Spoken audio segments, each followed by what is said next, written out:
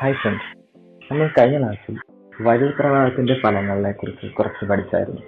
നമ്മൾ 2 വീഡിയോസ് ചെയ്തിട്ടുണ്ട്. ഒരു ഇൻട്രഡക്ഷൻ്റെ വീഡിയോസും പിന്നെ കുറച്ച് കറണ്ടിനെയും റെസിസ്റ്റൻസിനെയും കുറിച്ച് നമ്മൾ അവിടെ ഡീറ്റെയിൽ ആയിട്ട് പഠിക്കുന്നുണ്ട്. അത് കഴിഞ്ഞിട്ട് നമ്മൾ അടുത്തതിലോട്ട് വരുവാണെങ്കിൽ ഇവിടെ നമ്മൾ പഠിക്കുന്നത് ജൂൾ നിയമത്തിനെ കുറിച്ചാണ്. ജൂൾ നിയമം എന്താണ്, അതിനെക്കുറിച്ചാണ് നമ്മൾ ഇന്നത്തെ ക്ലാസ് എടുക്കുന്നത്. അപ്പോൾ അതിനു മുമ്പ് ജൂൾസ് നിയമം എന്താണെന്ന് അറിയാൻ അതിനു മുമ്പ് നമുക്ക് അറിയേണ്ട 2-3 കാര്യങ്ങളുണ്ട്. ഒന്ന് വോൾട്ടേജിനെ കുറിച്ച് അറിയണം, 2 ചാർജിനെ കുറിച്ച്. ഇതിനെക്കുറിച്ച് നിങ്ങൾക്ക് ചിലവർക്ക് അറിയാമായിരിക്കും, എന്നാൽ അതിൻ്റെ ഒരു ബേസിക് കൺസെപ്റ്റ് തരുവാണ്. എന്താണ് പൊട്ടൻഷ്യൽ ഡിഫറൻസ്, അതിനെ തന്നെയാണ് നമ്മൾ വോൾട്ടേജ് എന്ന് പറയുന്നത്. ആദ്യം നമുക്ക് എന്താണ് വോൾട്ടേജ് എന്ന് നോക്കാം. നമ്മൾ കഴിഞ്ഞ ക്ലാസ്സിൽ പറഞ്ഞിട്ടുണ്ട്, നേരത്തെ എടുത്തതുപോലെ ഒരു കോപ്പർ വയർ എടുക്കുകയാണ്, ഒരു കോപ്പർ വയർ വരയ്ക്കുകയാണ്. നമ്മൾ എന്നിട്ട് പറഞ്ഞു, കോപ്പർ വയറിന്റെ 2 അഗ്രങ്ങളിലും ഒരു ബാറ്ററി കണക്ട് ചെയ്യുമ്പോഴാണ് ഇലക്ട്രോൺസ് ഒരു സൈഡിൽ നിന്നും മറ്റേ സൈഡിലോട്ടേക്ക് ഒഴുകുന്നത്. അപ്പോൾ ബാറ്ററി കണക്ട് ചെയ്യുമ്പോൾ എന്താണ് അവിടെ സംഭവിക്കുന്നത്, എന്തുകൊണ്ടാണ് ഇലക്ട്രോൺസ് ഒരു സൈഡിൽ നിന്ന് മറ്റൊരു സൈഡിലോട്ടേക്ക് ഒഴുകുന്നത്, അത് നിങ്ങൾ ചിന്തിച്ചിട്ടുണ്ടായിരിക്കും. അപ്പോൾ എന്തുകൊണ്ടാണെന്ന് വെച്ച് കഴിഞ്ഞാൽ, ഈ ബാറ്ററി എന്ന് പറയുന്നത് ഈ കോപ്പർ വയറിന്റെ 2 അഗ്രങ്ങളിലും ഈ ബാറ്ററി ഒരു പൊട്ടൻഷ്യൽ വ്യത്യാസം ഉണ്ടാക്കുകയാണ്. അപ്പോൾ എന്താണ് പൊട്ടൻഷ്യൽ വ്യത്യാസം? ഒരു ചെറിയൊരു എക്സാമ്പിൾ പറയാം. നമ്മൾ വീണ്ടും വേറൊരു കോപ്പർ വയർ എടുക്കുകയാണ്. ആ കോപ്പർ വയറിൽ ഇലക്ട്രോൺസിന് സഞ്ചരിക്കാൻ പറ്റുന്ന ഒരു വയറാണിത്. എന്ന് വെച്ചാൽ ഇതൊരു കണ്ടക്ടറാണ്. ഓക്കെ, അങ്ങനെ ഇരിക്കുമ്പോൾ നമ്മൾ ഇതിന്റെ ഈ സൈഡിൽ ഒരു 20 ഇലക്ട്രോൺസിനെ നമ്മൾ വെച്ചു കൊടുത്തെന്ന് വിചാരിക്കും. ഇപ്പുറത്തെ സൈഡിൽ ഇനി അഗ്രത്ത് നമ്മളിവിടെ ഒരു 2 ഇലക്ട്രോൺസിനെയാണ് വെച്ചു കൊടുക്കുന്നത്. ഇപ്പുറത്തെ എത്ര ഇലക്ട്രോൺസ് ആണ്? 20 ഇലക്ട്രോൺസ്. ഇലക്ട്രോൺസോ ചാർജോ എന്ത് വേണമെങ്കിലും പറയാം. ഞാനിപ്പോൾ ഇവിടെ വെക്കുന്ന ഇലക്ട്രോൺസ് ആണ്. 20 ഇലക്ട്രോൺസ് വെച്ചു, ഇവിടെ 2 ഇലക്ട്രോൺസ് വെച്ചു. അപ്പോൾ ഇവിടെ എന്താണ് സംഭവിക്കുന്നത്? സാധാരണ നമുക്കറിയാം എന്തായിരിക്കാം സംഭവിക്കുന്നത്. കൂടുതൽ ഇലക്ട്രോൺ ഉള്ള ഭാഗത്ത് നിന്ന് കുറഞ്ഞ ഇലക്ട്രോൺ ഉള്ള ഭാഗത്തോട്ടേക്ക് ഇലക്ട്രോൺസ് ഒഴുകും, അല്ലെ? ഇലക്ട്രോൺസിന് ഒഴുകാൻ പറ്റുന്ന ഒരു കണ്ടക്ടറാണിത്, അല്ലെ? ഇലക്ട്രോൺസിന് ഇതിനകത്തോട് ഒഴുകാൻ പറ്റും. ഇൻസുലേറ്റർ ആണെങ്കിൽ ഒഴുകാൻ പറ്റത്തില്ല. പക്ഷെ ഒരു കണ്ടക്ടർ, ഒരു കോപ്പർ വയർ വെച്ചപ്പോൾ എന്ത് സംഭവിച്ചു? ഇലക്ട്രോൺസ് ഒരു സൈഡിൽ നിന്ന് മറ്റൊരു സൈഡിലോട്ടേക്ക് ഒഴുകി. എത്ര നേരം ഒഴുകും? 2 സൈഡിലും ഈക്വൽ നമ്പർ ഓഫ് ചാർജസ് വരണം, അല്ലെങ്കിൽ ഈക്വൽ ഇലക്ട്രോൺസ് വരണം. ഇവിടെ ഇപ്പം നമുക്ക് നോക്കാം, ഇതേ സംഭവമാണ്. ഇപ്പോൾ ഇവിടെ എന്താണ് സംഭവിച്ചിരിക്കുന്നത്? ഇവിടെ കൂടുതൽ ഇലക്ട്രോൺസ് ഉണ്ട്, ഇവിടെ കുറച്ച് ഇലക്ട്രോൺസേ ഉള്ളൂ. അപ്പോൾ ഈ ഇലക്ട്രോൺസിന് ഇങ്ങോട്ടേക്ക് വരാൻ ഒരു ടെൻഡൻസി ഉണ്ട്. അല്ലെങ്കിൽ നമുക്ക് പറയാം, ഇവിടെ ഭയങ്കര പൊട്ടൻഷ്യലാണ്, കൂടുതൽ പൊട്ടൻഷ്യലാണ്, ഇവിടെ കുറഞ്ഞ പൊട്ടൻഷ്യലാണ്. അപ്പോൾ എന്താണ് സംഭവിക്കുന്നത്? കൂടിയ പൊട്ടൻഷ്യലിൽ നിന്ന് കുറഞ്ഞ പൊട്ടൻഷ്യലിലോട്ട് ആരൊഴുകി? ഇവിടെ ചാർജുകൾ ഒഴുകി. കുറഞ്ഞ പൊട്ടൻഷ്യലിലോട്ട് കൂടിയ പൊട്ടൻഷ്യലിൽ നിന്ന് ചാർജ് ഒഴുകുകയാണ്. മനസ്സിലായോ? അപ്പോൾ നമ്മൾ കോപ്പർ വയറിന്റെ 2 അഗ്രത്തും നമ്മൾ എന്താണ് ചെയ്തിരിക്കുന്നത്? 2 വ്യത്യസ്ത പൊട്ടൻഷ്യലിലുള്ള, അല്ലെങ്കിൽ 2 വ്യത്യസ്ത പൊട്ടൻഷ്യൽ നമ്മൾ കൊടുത്തിരിക്കുകയാണ്. ഈ കോപ്പർ വയറിന്റെ 2 അഗ്രങ്ങളിൽ എന്ത് ചെയ്തു? നമ്മൾ 2 വ്യത്യസ്ത പൊട്ടൻഷ്യൽ കൊടുത്തു. 2 വ്യത്യസ്ത പൊട്ടൻഷ്യൽ കൊടുത്തു കഴിഞ്ഞപ്പോഴാണ് ചാർജുകൾ ഒഴുകിയത്.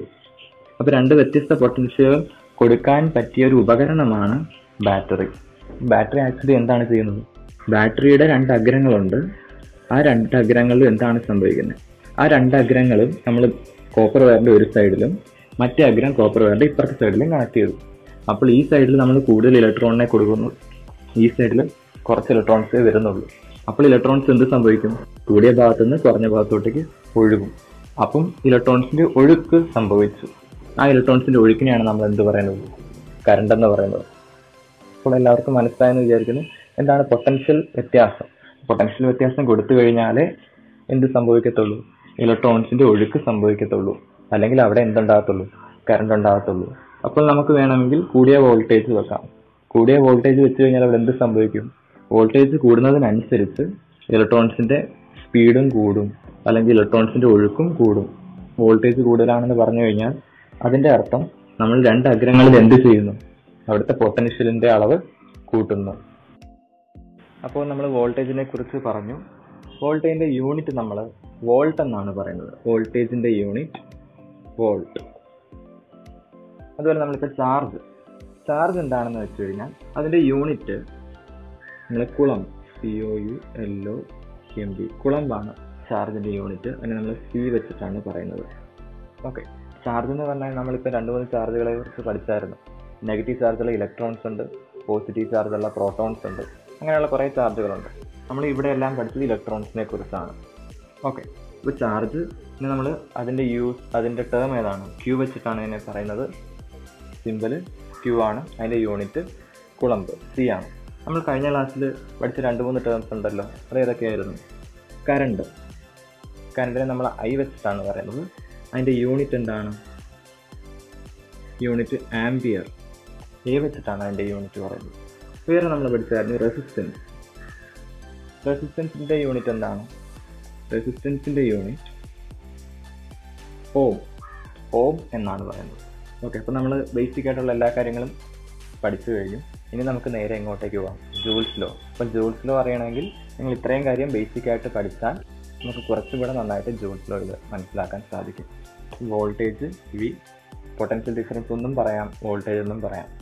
പിന്നെ ചാർജ് എന്താണ്? ക്യൂ ആണ്. അതിൻ്റെ യൂണിറ്റ് എന്താണ്? കുളമ്പാണ്. അതിനെങ്ങനെ? ഇപ്പോൾ ക്യൂ ഈക്വൽ ടു 2 കുളമ്പ് എന്ന് പറയാം. ക്യൂ എന്ന് പറഞ്ഞാൽ എൻ്റെ സിമ്പിളാണ്. ക്യൂ ചാർജിന് പകരം നമ്മൾ ക്യൂ യൂസ് ചെയ്യുന്നു. സി എന്ന് പറഞ്ഞു കഴിഞ്ഞാൽ കുളമ്പ്, അതിൻ്റെ യൂണിറ്റ് ആണ്. ഐയുടെ യൂണിറ്റ് എന്താണ്? ആംപിയർ. ഇങ്ങനെ പറയാം, ഐ ഈക്വൽ ടു 3 ആംപിയർ. ഇങ്ങനെയാണ് യൂസ് ചെയ്യുന്നത്. റെസിസ്റ്റൻസിൻ്റെ യൂണിറ്റ് എന്താണ്? ഓം. റെസിസ്റ്റൻസിന് എങ്ങനെ എഴുതാം? R equal to 400 ohm. Okay, അപ്പോൾ എങ്ങനെയാണ് യൂസ് ചെയ്യുന്നതെന്നെല്ലാം മനസ്സിലായി. ഇനി നമുക്ക് അടുത്തത് എന്താണ് ജൂൾസ് ലോ, അതിനെക്കുറിച്ച് നമുക്ക് ഡീറ്റെയിൽ ആയിട്ട് പഠിക്കാം. ഓക്കെ, അപ്പോൾ എന്താണ് ജൂൾ നിയമം പറയുന്നത്? അല്ലെങ്കിൽ എന്താണ് ജൂൾ? ജൂൾ എന്ന് പറഞ്ഞു കഴിഞ്ഞാൽ എന്തിൻ്റെ യൂണിറ്റാണ്? ഒരു ക്വാണ്ടിറ്റിയുടെ യൂണിറ്റാണ് ജൂൾ. എന്തിൻ്റെയാണ്? വർക്ക് അല്ലെങ്കിൽ പ്രവൃത്തിയുടെ യൂണിറ്റാണ് ജൂൾ. അല്ലെങ്കിൽ ഊർജത്തിൻ്റെ യൂണിറ്റാണ് ജൂൾ. ജൂൾ എന്ന് പറഞ്ഞു കഴിഞ്ഞാൽ എന്തിൻ്റെയൊക്കെ യൂണിറ്റാണ്? പ്രവൃത്തി അല്ലെങ്കിൽ വർക്കിൻ്റെ അല്ലെങ്കിൽ ഊർജം അല്ലെങ്കിൽ എനർജിയുടെ യൂണിറ്റാണ് എന്ത്? ജൂൾ എന്ന് പറയുന്നത്. ജൂളിനെ നമ്മൾ ജെ വെച്ചെന്നാണ് കാണിക്കുന്നത്. ഓക്കെ, അപ്പം നമ്മൾ ജൂൾ നിയമത്തിലോട്ട് പോവുകയാണ്. അങ്ങനെയാണെങ്കിൽ ഞാനൊരു കോപ്പർ വയർ പിന്നെയും വരയ്ക്കുകയാണ്. കോപ്പർ വയർ വെച്ച് നമുക്കറിയാം ബാറ്ററി. ഇവിടെ ഒരു ബാറ്ററി കൊടുത്തു കഴിഞ്ഞാൽ എന്താണ് സംഭവിക്കുന്നത്? ബാറ്ററി കൊടുക്കുന്ന സമയത്ത് ഒരു സൈഡിൽ നിന്ന് ചാർജുകളെല്ലാം എങ്ങോട്ടേക്ക് ഒഴുകും? മറ്റൊരു സൈഡിലോട്ടേക്ക് ഒഴുകും. കാരണം ഈ ബാറ്ററി എന്താണ് ചെയ്യുന്നത്? ഈ 2 അഗ്രങ്ങളിൽ, ഈ അഗ്രത്തും എന്തുണ്ടാക്കി? ഒരു പൊട്ടൻഷ്യൽ വ്യത്യാസം ഉണ്ടാക്കി, അല്ലെങ്കിൽ വോൾട്ടേജ് കൊടുത്തു, അല്ലെ? വോൾട്ടേജ് ഉണ്ടാക്കി 2 അഗ്രങ്ങളിൽ. അപ്പോൾ എന്ത് സംഭവിച്ചു? ചാർജ് ഒരു സ്ഥലത്ത് നിന്ന് മറ്റൊരു സ്ഥലത്തേക്ക് ഒഴുകാൻ തുടങ്ങി. അപ്പോൾ ഞാനിവിടെ പറയുന്നു, ഇനി നമുക്ക് നേരത്തെ ചാർജിനെ നമ്മൾ പറയുന്നത് ക്യൂ വെച്ചിട്ടല്ലേ? ക്യൂ കുളമ്പ്, അല്ലെ? ചാർജിനെ ക്യൂ വെച്ച് പറയുന്നതിൻ്റെ യൂണിറ്റ് കുളമ്പാണ്. അപ്പോൾ ഇവിടെ ചാർജിൻ്റെ യൂണിറ്റ് പറയുകയാണെങ്കിൽ 1 കുളമ്പ് ചാർജിനെ ഞാനിവിടെ നിർത്തിയിരിക്കുകയാണ് എന്ന് വിചാരിക്കും. ഇവിടെ കുറച്ച് 1 കുളമ്പ് ചാർജ് ഉണ്ട്. ഈ 1 കുളമ്പ് ചാർജിനെ ഈ പോയിന്റിൽ നിന്ന് ഇപ്പുറത്തെ പോയിന്റിലോട്ടേക്ക് നമുക്ക് എത്തിക്കണം, അല്ലേ? അത് എത്തിക്കുന്നവരാണ് ഈ ബാറ്ററി കൊടുക്കുന്നതുകൊണ്ടാണ് ഈ പോയിന്റിൽ നിന്ന് ഇപ്പുറത്തെ പോയിന്റിലോട്ടേക്ക് എത്തുന്നത്. അപ്പോൾ ഒരു പോയിന്റിൽ നിന്ന് മറ്റൊരു പോയിന്റിലോട്ടേക്ക് 1 കുളമ്പ് ചാർജിനെ എത്തിക്കാൻ നമ്മൾ കുറച്ച് പ്രവൃത്തി ചെയ്യണമല്ലോ. ആ പ്രവൃത്തി 1 ജൂൾ ആണെന്ന് വിചാരിക്കുക. പ്രവൃത്തിയുടെ യൂണിറ്റ് എന്താണ്? ജൂളാണ്. അപ്പം ഒരു സ്ഥലത്ത് നിന്ന് ഒരു പോയിന്റിൽ നിന്ന് മറ്റൊരു പോയിന്റിലോട്ടേക്ക് വേറൊരു ബിന്ദുവിലേക്ക് 1 കുളമ്പ് ചാർജിനെ നമ്മൾ എത്തിക്കാൻ ചെയ്യേണ്ട പ്രവൃത്തി എത്രയാണ്? 1 ജൂൾ ആണ്. എങ്കിൽ നമ്മൾ ഈ കൊടുത്തിരിക്കുന്ന വോൾട്ടേജിനെ 1 വോൾട്ട് എന്ന് പറയും. ക്ലിയർ ആയോ? അപ്പം 1 വോൾട്ട് കൊടുത്താൽ എന്താണ് സംഭവിക്കുന്നത്? 1 കുളമ്പ് ചാർജ് എവിടെ എത്തും? വേറൊരു ബിന്ദുവിലോട്ടേക്ക് എത്തും. അപ്പോൾ നമ്മുടെ ഊർജ്ജം എത്രയാണ്? 1 ജൂൾ ആണ്. അല്ലെങ്കിൽ പ്രവൃത്തി എത്രയാണ്? പ്രവൃത്തി 1 ജൂൾ ആണ്. ഒരു പോയിന്റിൽ നിന്ന് മറ്റൊരു പോയിന്റിലോട്ടേക്ക് ചാർജിനെ എത്തിക്കാൻ നമ്മൾ ചെയ്യുന്ന പ്രവൃത്തിനെ 1 ജൂൾ ആണെന്ന് വിചാരിക്കുക. എങ്കിൽ നമ്മൾ ഇവിടെ കൊടുക്കുന്ന ബാറ്ററിയുടെ വോൾട്ടേജ് എത്രയായിരിക്കും? 1 വോൾട്ട് ആണ്. അതാണ് 1 വോൾട്ട് എന്ന് പറഞ്ഞു കഴിഞ്ഞാൽ. ഓക്കെ, അങ്ങനെയാണെങ്കിൽ പ്രവൃത്തി W എന്നല്ലേ നമ്മൾ പറയുന്നത്? പ്രവൃത്തിനെ നമ്മൾ വർക്ക് W വെച്ചല്ലേ കാണിക്കുന്നത്? യൂണിറ്റ് ജൂളാണ്. അപ്പം ഇവിടെ പ്രവൃത്തി എത്രയാണ് ചെയ്തത്? 1 ജൂൾ പ്രവൃത്തിയല്ലേ ചെയ്തത്. ഓക്കെ, അപ്പോൾ ഒരു വോൾട്ടേജ് കൊടുത്തപ്പോൾ എന്ത് സംഭവിച്ചു? ഒരു കുളമ്പ് ചാർജ് ഒരു പോയിന്റിൽ നിന്നും മറ്റൊരു പോയിന്റിലോട്ടേക്ക് എത്തി. അതിന് എത്ര എനർജി വേണ്ടി വന്നു? അപ്പോൾ 1 കുളമ്പ് ചാർജിനെ 1 വോൾട്ടേജിൽ ചലിപ്പിക്കാൻ വേണ്ട പ്രവൃത്തി 1 ജൂളാണ് അല്ലേ? പ്രവൃത്തി 1 വോൾട്ട് ചാർജിന് 1 വോൾട്ട് ചാർജിന് കിട്ടുന്ന പ്രവൃത്തി എത്രയാണ്? 1 ജൂളാണ്. അങ്ങനെയാണെങ്കിൽ നമ്മളിവിടെ 2 വോൾട്ട് ആണെങ്കിലോ കൊടുക്കുന്നതെങ്കിൽ അപ്പോൾ എത്ര ജൂള് വേണ്ടി വരും? ആ സമയത്ത് വർക്ക് എത്രയായിരിക്കും? 2 ജൂൾ ആയിരിക്കും. ആ സമയത്ത് 2 വോൾട്ടാണ് വെക്കുന്നതെങ്കിൽ 2 ജൂൾ പ്രവൃത്തിയായിരിക്കും ചെയ്യേണ്ടി വരുന്നത് അല്ലേ? അപ്പോൾ 3 വോൾട്ട് ആണെങ്കിലോ എത്ര ചെയ്യേണ്ടി വരും? Work is equal to 3 joule വേണ്ടി വരും. അങ്ങനെയാണെങ്കിൽ നമ്മൾ കൊടുക്കുന്നത് വി വോൾട്ട് ആണെങ്കിലോ, വി വോൾട്ട് ആണെങ്കിൽ ആ സമയത്ത് എത്ര വർക്ക് നമ്മൾ ചെയ്യേണ്ടി വരും? ആ സമയത്ത് നമ്മൾ ചെയ്യേണ്ട വർക്ക് എത്രയായിരിക്കും? വർക്ക് എന്ന് പറയുന്നത് വി ജൂൾ ആയിരിക്കും. 1 ആയപ്പോൾ 1 ജൂള്, 2 ആയപ്പോൾ 2 ജൂള്, 3 വോൾട്ടേജ് കൊടുത്തപ്പോൾ 3 ജൂള്. ഇപ്പം വി വോൾട്ടേജ് കൊടുത്തപ്പോൾ എത്ര ജൂളായി? വി ജൂളാണ് കൊടുക്കേണ്ടി വന്നത്. ഓക്കെ, ആ സമയത്തുള്ള വർക്ക് വി ജൂളാണ്. ഈ ജെ എന്ന് പറയുന്നത് ജൂളാണ്, യൂണിറ്റ് ആണ്. അപ്പം ഡബ്ല്യു വർക്ക് എന്ന് പറയുന്നത് എത്രയായി? വി വോൾട്ടേജ് കൊടുത്തപ്പോൾ എത്ര എനർജി വന്നു, അല്ലെങ്കിൽ എത്ര പ്രവൃത്തി വേണ്ടി വന്നു? V joule. ഓക്കെ, അങ്ങനെയാണെങ്കിൽ ഇവിടെ എത്ര ചാർജേ വന്നുള്ളൂ? ഒരു കുളമ്പ് ചാർജിന്. ഇനി ഞാൻ ഈ വി വോൾട്ടേജിനെ മാറ്റുന്നില്ല. വി വോൾട്ടേജ് ഒരു കുളമ്പ് ചാർജിനെയാണ് നീക്കിയത്. ഇനിയിപ്പോൾ 2 കുളമ്പാണെങ്കിൽ എന്തെഴുതാം? ആ സമയത്തുള്ള വർക്ക് എന്ന് പറയുന്നത് 2v ജൂൾ എന്ന് വരും അല്ലേ? ഒരു കുളമ്പിന്റെ ആയിരുന്നു വി, 2 കുളമ്പ് വന്നപ്പോൾ എത്ര വന്നു? 2v ആയി. 3 കുളമ്പ് വരുവാണെങ്കിലോ 3 കുളമ്പിനെ ഇവിടുന്ന് ഇങ്ങോട്ട് നീക്കാനായിട്ടുള്ള പ്രവൃത്തി എത്ര വരും? 3 വോൾട്ട്, 3v ആവും. 3 × v ജൂൾ ആവും അല്ലേ? അങ്ങനെയാണെങ്കിൽ ഞാൻ ഈ ക്യൂ കുളമ്പിനെയാണ് ഇവിടുന്ന് ഇങ്ങോട്ടേക്ക് നീക്കുന്നത്. അപ്പോൾ എത്ര വർക്ക് ചെയ്യേണ്ടി വരും? ആ സമയത്തുള്ള വർക്ക് എന്ന് പറയുന്നത് ഇവിടെ 3ക്ക് വരെ ഇപ്പോൾ എത്ര വന്നു? ക്യൂ × v ജൂൾ ആയിരിക്കും. മനസ്സിലായോ? അപ്പോൾ എന്താണ് പറഞ്ഞത്? 2 വോൾട്ടേജ് ആയപ്പോൾ എത്ര വർക്ക് ചെയ്യേണ്ടി വന്നു? വർക്ക് എന്ന് പറഞ്ഞാൽ 2 × v വരും. 3 ആയപ്പോൾ 3 × v വരും. ക്യൂ ചാർജിനെയാണ് നീക്കേണ്ടതെങ്കിൽ, ക്യൂ ചാർജിനെ ഇവിടെ നിന്ന് ഇങ്ങോട്ടേക്ക് നീക്കേണ്ടതെങ്കിൽ എത്ര വർക്കാണ് ചെയ്യേണ്ടി വന്നത്? ക്യൂ × v ജൂളാണ് ചെയ്യേണ്ടി വന്നത്. ഈ ഇക്വേഷൻ ഓർത്ത് വെക്കുക.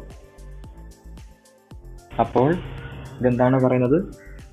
ക്യൂ കുളമ്പ് ചാർജിനെ വി പൊട്ടൻഷ്യൽ വ്യത്യാസത്തിൽ ചലിപ്പിക്കേണ്ടി വരുന്ന വർക്ക് എന്ന് പറഞ്ഞാൽ എത്രയാണ്? ക്യൂ × v അല്ലേ? ക്യൂ കുളമ്പ് ചാർജിനെ വി പൊട്ടൻഷ്യൽ കൊടുത്തപ്പോൾ ഇവിടെ നിന്ന് ഇങ്ങോട്ടേക്ക് ക്യൂ കുളമ്പ് ചാർജ് വരണമെങ്കിൽ അവിടെ ചെയ്യുന്ന വർക്ക് പ്രവൃത്തി എത്രയാണ്? ക്യൂ × v ആണ്. ഓക്കെ, ഇത്രയും ക്ലിയർ ആയിട്ട് മനസ്സിലായെന്ന് വിചാരിക്കും. ഇനി നമുക്ക് ജൂൾ നിയമത്തിലോട്ട് വരണമെങ്കിൽ പവറും കൂടെ അറിയണം. എന്താണ് പവർ എന്ന് പറഞ്ഞു കഴിഞ്ഞാൽ നിങ്ങൾക്ക് എല്ലാവർക്കും അറിയായിരിക്കും. പവർ നിങ്ങൾ പണ്ട് തൊട്ട് പഠിച്ച ഇക്വേഷനാണ്. പവറിന്റെ ഇക്വേഷൻ പ്രവൃത്തി ഡിവൈഡഡ് ബൈ സമയം, അല്ലെങ്കിൽ power is equal to work by time എന്ന് നിങ്ങൾ പഠിച്ചിട്ടുണ്ട് അല്ലേ? നമുക്ക് ആ പവറിന്റെ ഇക്വേഷൻ ഇങ്ങോട്ടേക്ക് എഴുതാം. എഴുതിയിട്ടുണ്ടല്ലോ, power is equal to work by time. ആ വർക്കിന് പകരം നമ്മൾ ആരെ കൊടുക്കുകയാണ്? ക്യൂ × v എന്ന് കൊടുക്കുക. ജെ ജൂൾ ആണല്ലോ, അപ്പം അത് എഴുതേണ്ട കാര്യമില്ല. ഡബ്ല്യുവിന് പകരം എന്ത് കൊടുക്കുകയാണ്? QV/T. ഇപ്പോൾ പവറിൻ്റെ ഇക്വേഷൻ എന്ത് കിട്ടി? പവർ എന്ന് പറയുന്നത് QV/T. എന്താണ് പവർ എന്ന് പറഞ്ഞു കഴിഞ്ഞാൽ? പവർ എന്ന് വെച്ച് കഴിഞ്ഞാൽ ഒരു സെക്കൻഡിൽ ചെയ്യുന്ന വർക്കിനെയാണ് നമ്മൾ പവർ എന്ന് പറയുന്നത്. ടോട്ടൽ വർക്കിനെ ടൈം വെച്ച് ഹരിച്ചപ്പോൾ നമുക്ക് എന്ത് കിട്ടി? ഒരു സെക്കൻഡിൽ ചെയ്യുന്ന വർക്ക് തന്നെ കിട്ടി. ആ ഒരു സെക്കൻഡിൽ ചെയ്യുന്ന വർക്കിനെ നമ്മൾ എന്തായിട്ട് പറയുന്നു? പവർ എന്ന് പറയുന്നു. പവറിന്റെ ഇക്വേഷൻ നമ്മൾ ഇവിടുത്തെ കേസിൽ വർക്കിന് വരെ ആരെ എഴുതി വെച്ചു? QV എഴുതി. അപ്പോൾ QV/T എന്ന് പറഞ്ഞ് കിട്ടി. ഇനി ഇതിനെ നമുക്ക് ചെറിയൊരു മാറ്റം വരുത്താൻ പോകും. ഈ ക്യൂവിന് പകരം നമ്മൾ ആദ്യത്തെ ക്ലാസ്സിൽ അല്ലെങ്കിൽ രണ്ടാമത്തെ ക്ലാസ്സിൽ പഠിച്ചൊരു ഇക്വേഷൻ ഉണ്ട്, കറണ്ടിന്റെ ഇക്വേഷൻ. അതിനെ ഇങ്ങോട്ടേക്ക് നമുക്ക് ആഡ് ചെയ്യാം. കറണ്ടിന്റെ ഇക്വേഷൻ എന്താണ്? I = Q/T അല്ലെ? കറണ്ട് എന്ന് പറഞ്ഞാൽ ചാർജ് ബൈ ടൈം നമ്മൾ നേരത്തെ പഠിച്ചിട്ടുണ്ട്. അപ്പൊ ഈ ക്യൂവിന് പകരം നമ്മൾ ആരെ ഇടാൻ പോവാണ്? ഇവിടുത്തെ ഇവിടുന്ന് ഒരു ക്യൂവിന് ഇക്വേഷൻ ഉണ്ടാക്കിയിട്ട് ഇങ്ങോട്ട് ഇട്ട് കൊടുക്കാം. അപ്പോൾ നമുക്ക് നോക്കാം. ഈ ക്യൂവിനെ ഇവിടെ നിർത്തി ഈ താഴെ കിടക്കുന്ന ടി ഇങ്ങോട്ടേക്ക് വരിക. ഡിവൈഡ് ചെയ്തിരിക്കുന്ന ടി ഇവിടെ വരുമ്പോൾ എന്താവും? മൾട്ടിപ്പിൾ ആവും. I × T. അപ്പോൾ ക്യൂവിൻ്റെ ഇക്വേഷൻ എന്ത് കിട്ടി? ക്യൂവിന് പകരം നമുക്ക് എന്ത് കൊടുക്കാം? I T. അപ്പോൾ ഈ ഐ ടി എവിടെ കൊടുക്കാൻ പോയി? ക്യൂവിന് പകരം നമ്മൾ കൊടുക്കാൻ പോവാം. ടി ഇസിക്കൽ ടു ക്യൂവിന് വരെ എന്ത് കൊടുക്കാം? ഐ ടി എന്ന് പറഞ്ഞു കൊടുത്തു. പിന്നെ ആരിവിടെ ഉണ്ട്? വി ഉണ്ട്, ഡിവൈഡഡ് ബൈ ടി. നോക്കി, അപ്പോൾ 2 ടി ഇവിടെ വന്നു. അപ്പോൾ 2 ടി നമുക്ക് വെട്ടിക്കളയാം. അപ്പോൾ നമുക്ക് എന്ത് കിട്ടി? ഐ വി അല്ലെങ്കിൽ വി ഐ. പവറിൻ്റെ ഇക്വേഷൻ കിട്ടി, വി ഐ. ഓക്കെ, പവറിൻ്റെ ഇക്വേഷൻ വി ഐ ആണെന്ന് എല്ലാവർക്കും മനസ്സിലായി. നമുക്ക് ഇതിൽ നിന്ന് ഡിറൈവ് ചെയ്ത് കണ്ടുപിടിച്ചു. എന്താണ് പവർ എന്ന് പറഞ്ഞു കഴിഞ്ഞാൽ, ഞാൻ നേരത്തെ പറഞ്ഞു, 1 സെക്കൻഡിൽ ചെയ്യുന്ന പ്രവൃത്തിയാണ് നമ്മൾ എന്ത് പറയുന്നത്? പവർ എന്ന് പറയുന്നത്. പക്ഷെ നമുക്കിവിടെ പവർ അല്ല വേണ്ടത്, നമുക്കിവിടെ വർക്ക് അല്ലെങ്കിൽ പ്രവൃത്തിയാണ് വേണ്ടത്. 1 സെക്കൻഡിൽ ചെയ്യുന്ന പ്രവൃത്തിയാണല്ലോ പവർ. 1 സെക്കൻഡിൽ ചെയ്യുന്ന പ്രവൃത്തിയാണ് പവർ. ഇപ്പൊ 2 സെക്കൻഡിൽ ചെയ്യുന്ന പ്രവൃത്തി എങ്ങനെ കണ്ടുപിടിക്കാം? 2 × p ചെയ്താൽ പോരെ. അപ്പൊ 2 × p എന്ന് പറയുമ്പോൾ 2vi എന്ന് വരും. 2 ഇവിടെയും കൂടെ ഗുണിക്കണം. 3 സെക്കൻഡിൽ ചെയ്യുന്ന പ്രവൃത്തി എന്തായിട്ട് വരും? 3p അല്ലെ. 1 സെക്കൻഡിൽ ചെയ്യുന്ന പവർ, 1 സെക്കൻഡിൽ ചെയ്യുന്ന പ്രവൃത്തിയാണ് പവർ. 3 സെക്കൻഡിൽ ചെയ്യുന്ന പ്രവൃത്തി എന്ന് പറയുമ്പോൾ എന്ത് വരും? 3 × 1 സെക്കൻഡിൽ ചെയ്യുന്ന പ്രവൃത്തി. ഫിസിക്കൽ എന്ത് എഴുതാം? 3 × vi. നമുക്കിവിടെ 2ഓ 3ഓ അല്ല, നമുക്ക് ടി ടൈം അല്ലെ, ഏതെങ്കിലും ഒരു സമയം. നമുക്ക് ടി സമയത്ത് ചെയ്യേണ്ട പ്രവൃത്തി എങ്ങനെ എഴുതാം? 2 സെക്കൻഡ് ചെയ്തപ്പോൾ 2 × p ചെയ്തു. ടി സെക്കൻഡ് വരുവാണെങ്കിൽ എങ്ങനെ എഴുതാം? ആ സമയത്തുള്ള ടി സെക്കൻഡിൽ ചെയ്യുന്ന പ്രവൃത്തിനെ എങ്ങനെ എഴുതാം? ആ സമയത്തുള്ള പ്രവൃത്തിനെ ഞാൻ W എന്ന് പറയാണ്. അതെന്ന് പറഞ്ഞാൽ എന്താണ്?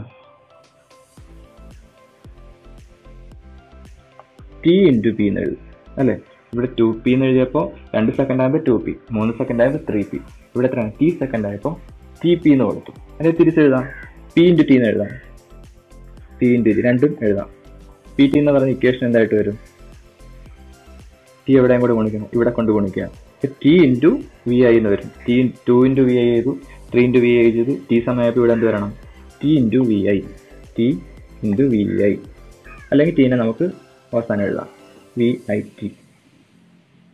അപ്പോൾ നമുക്ക് പ്രവൃത്തിയുടെ ഒരു ഇക്വേഷൻ കിട്ടി. എന്താണ് പ്രവൃത്തിയുടെ ഇക്വേഷൻ? W = PT = VIT. നമുക്ക് ഈ ഇക്വേഷൻ ഓർത്താൽ മതി.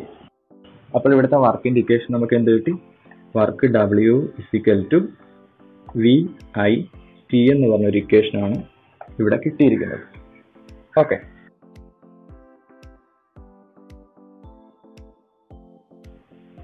Work W = VIT. അപ്പൊ ഏത് വർക്കാണ് ഈ ഉദ്ദേശിക്കുന്നത്?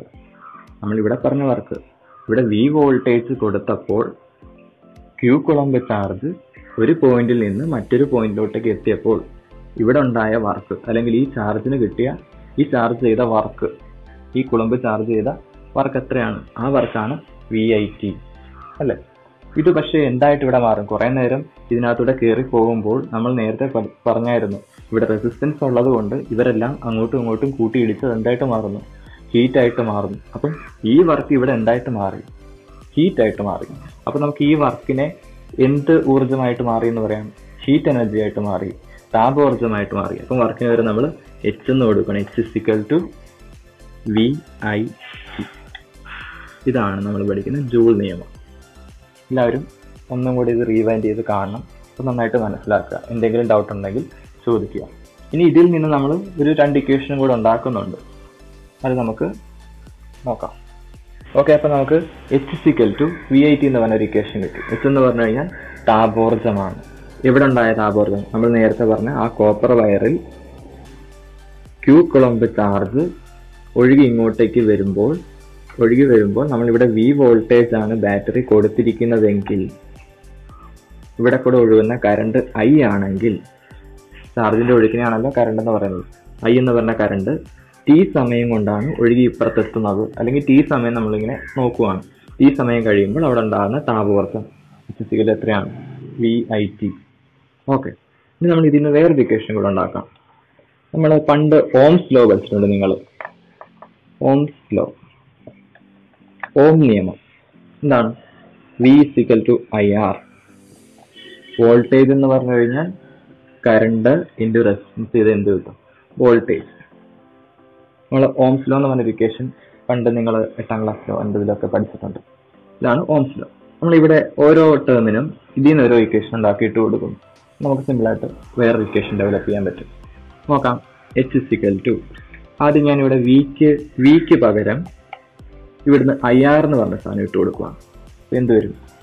വിക്ക് പകരം IR, വിക്ക് പകരം I. ഇനി വേറെ ഒരു I ഉണ്ട്, ഒരു T ഉണ്ട്. I ഇത് T. അപ്പൊ എത്ര I ഉണ്ട്? 2 I ഉണ്ട്. അപ്പൊ നമുക്ക് I², R ഉണ്ട്, T ഉണ്ട്. അപ്പൊ Hന് വേറൊരു ഇക്വേഷൻ കിട്ടും. H is equal to I² RT.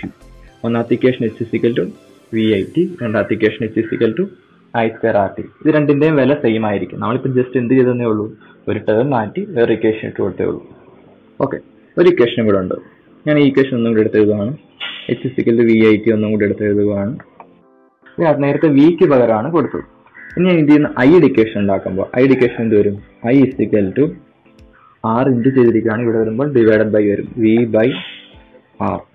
അപ്പോൾ ഐക്ക് പകരം ഇവിടെ ആരെ കൊടുക്കുകയാണ്? V/R എന്ന് കൊടുക്കുകയാണ്. ഇവിടുത്തെ ഐക്ക് പകരം നമ്മൾ ഈ V/R എടുത്ത് കൊടുക്കുക. എന്ത് വരും? H is equal to V into ഐക്ക് പകരം V/R ഇൻറ്റു T.